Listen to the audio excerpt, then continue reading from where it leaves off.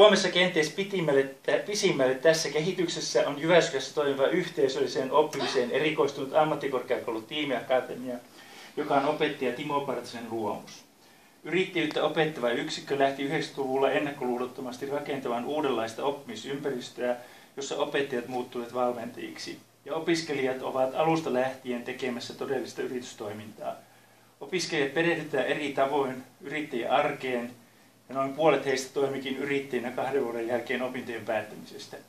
Tärkein taito, jota Tiimiakatemiassa opitaan, on kuitenkin ryhmässä toimiminen, mikä on sopivasti ristiriidassa sen yleisen kuvan kanssa, jossa sankariyrittäjä tekee töitä aamusta iltaan yksin. Kun tutustuin Partaseen ja hänen luomaansa yksikköön, olin todella vaikuttunut. Tie ei ole ollut helppo, sillä koulutusmaailma on täynnä ennakkoluuloja uusia perinteistä ja jyrkästi poikkeavia mallia kohtaan. Näitä Tiimiakatemiakin on joutunut kohtaamaan, mutta tulokset puhuvat puolestaan. 91% opiskelijoista on työllistynyt puolen vuoden päästä valmistumisestaan. En tiedä, missä se tuon on ottanut. Sitten vielä täällä, Jare, sittiä vielä.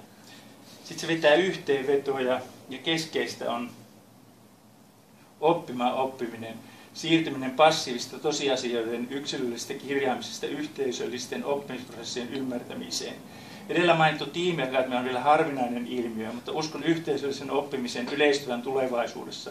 Yhteisöllisen oppimisen ympärillä on kehittynyt kokonainen koulukunta, jonka perustajia on ollut Yhdysvaltain professori Peter Senge, meidän paras myyntimiehemme.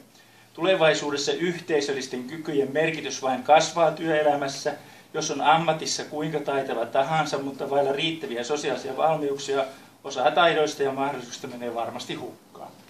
Yeah!